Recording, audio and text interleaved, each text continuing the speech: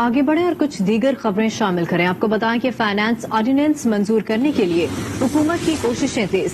Speaker قومی assembly Asad کیسر نے اپوزیشن کے اعتراضات پر 8 رکنی مشترکہ کمیٹی بنا دی، جس میں حکومت کی جانب سے بابر اعوان اور حماد اظہر، جبکہ اپوزیشن کی طرف سے احسن اقبال، ایاز صادق، راجہ پرویز اشرف، نوید قمر اور اٹارنی جنرل خالد جاوید شامل ہیں. کمیٹی کا پہلا اجلاس کل پارلیمنٹ ہاؤس میں ہوگا. دونوں فریقین کا موقف سننے کے بعد آرڈیننس لانے یا نہ لانے کا فیصلہ ہوگا.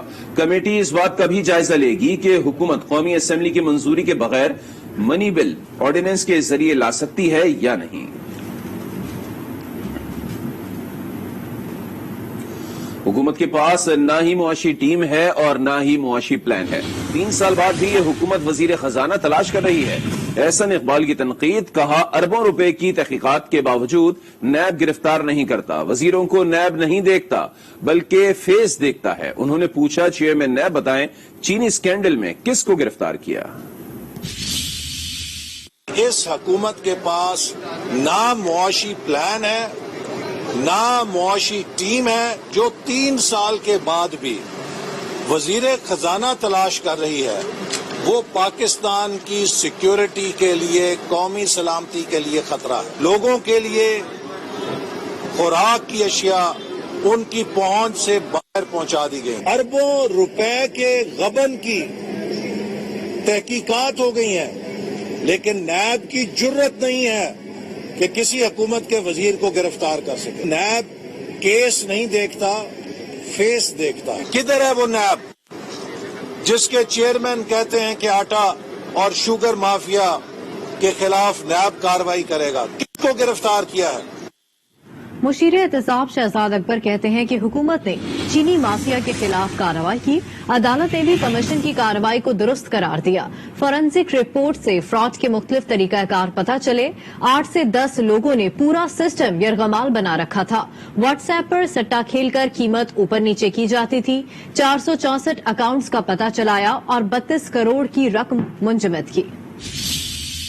جو چیز ڈفرینٹ ہے وہ سب سے پہلے بڑی ہے جو عمران خان صاحب کی گورنمنٹ میں، کہ انہوں نے اس کے اوپر ایک باقاعدہ ڈیٹیلڈ پروب کرانے کا فیصلہ کیا، جو کہ شوگر انکوائری کمیشن کی رپورٹ کی صورت میں سامنے آیا. اس کمیشن کی رپورٹ کے نتیجے میں مختلف ایکشن تجویز کیے کہ کورٹس کی طرف سے بھی ایک پوری کلین چٹ ملی کہ یہ تمام کارروائی جو کمیشن کی رپورٹ کے نتیجے میں جو فائنڈنگز آئی ہیں ان کے اوپر ہونا ضروری ہے اور قانون کے مطابق ہے. اس کا جو فورینزک انالیسس کیا تو اس میں بہت زیادہ انکشافات تھے، جس نے یہ تمام چیز انرتھ کر دی ہے کہ یہ اصل میں سٹا مافیا کام کیسے کرتا ہے. یہ واٹس ایپ کے اوپر پرائس اسپیکولیٹ کرتے ہیں. 8-10 بڑے پلیئر ہیں پنجاب کے اندر جو پورے چینی کی مارکیٹ کو چلاتے ہیں اور وہ طے کرتے ہیں کہ قیمت کیا ہوگی. 464 ذاتی بینک اکاؤنٹس میں، کسی کمپنی کے نام پہ نہیں، ذاتی بینک اکاؤنٹس ہیں ان کے، وہ 32 کروڑ کے قریب کی جو رقم ہے فریز کر دی گئی ہے ان اکاؤنٹس کے اندر ساری.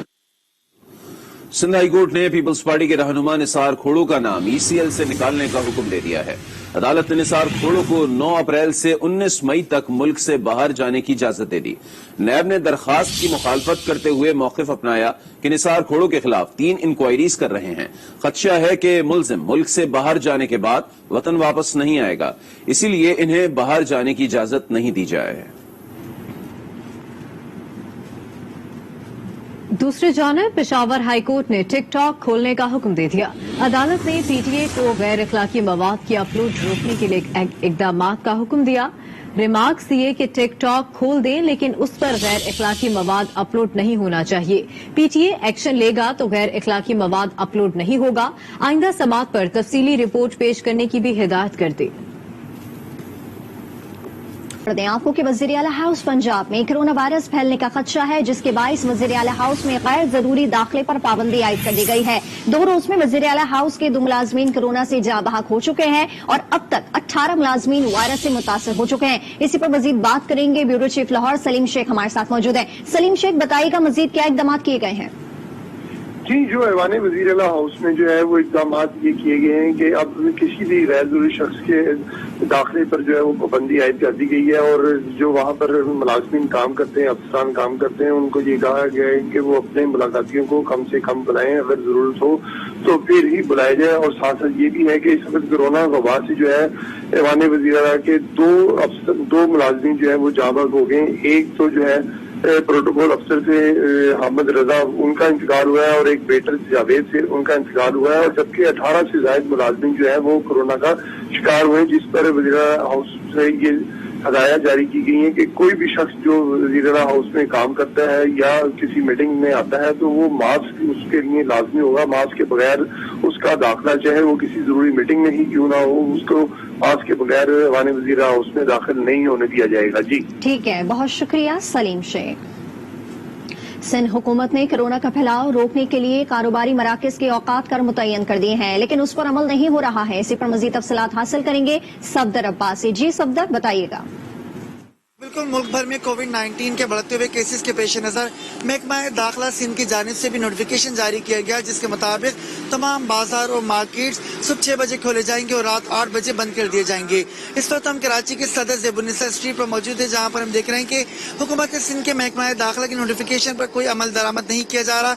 इस वक्त भी तमाम दुकानें और मार्केट जो है वो बंद पड़ी हुई हैं, दुकानें बंद हैं, कोई अमल होता हुआ दिखाई नहीं दे रहा। जबकि सिंध ताज इत्तेहाद का यही कहना है कि इसी सूरत हाल पर जो है अमल दरामद करना उनके लिए मुमकिन नहीं है। अलबत्ता उनकी जानिब से ये जरूर कहा गया है कि मार्केट का टाइम सुबह 9 बजे से रात 12 बजे तक कर दिया जाए तो अमल दरामद मुमकिन हो सकेगा।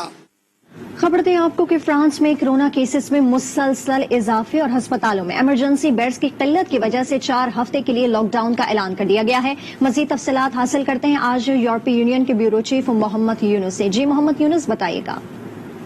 फ्रांस में कोरोना केसेस की तादाद में इजाफा और अस्पतालों में इमरजेंसी बेड की किल्लत की वजह से फ्रांस में पहले से जुज़वी लॉकडाउन में मजीद सख्ती कर दी गई है और 4 हफ्तों के लिए मुकम्मल लॉकडाउन का ऐलान कर दिया गया है। फ्रांस में नए कोरोना इकदाम के तहत गैर जरूरी कारोबार बंद रहेंगे। नए ऐलान के बाद अब स्कूल, शॉपिंग मॉल भी बंद रहेंगे। सिर्फ खाने पीने की दुकानें और मेडिकल स्टोर खुले रहेंगे। फ्रांस में अब तक 95,300 से ज्यादा अमवात रिपोर्ट हो चुकी हैं। फ्रांसीसी सेहत हकाम का कहना है कि मुल्क में कोरोना वबा की तीसरी लहर में भी वायरस बेकाबू हो चुका है। केसेस तेजी से बढ़ते जा रहे हैं। वैक्सीनेशन लगाने के अमल को मजीद तेज किया जाएगा, जबकि लॉकडाउन पर अमल दरामद के लिए पुलिस की नफरी में भी इजाफा किया जा रहा है। खबरें आपने मुलाहिजा की, फिल वक्त इतना ही। मजीद खबर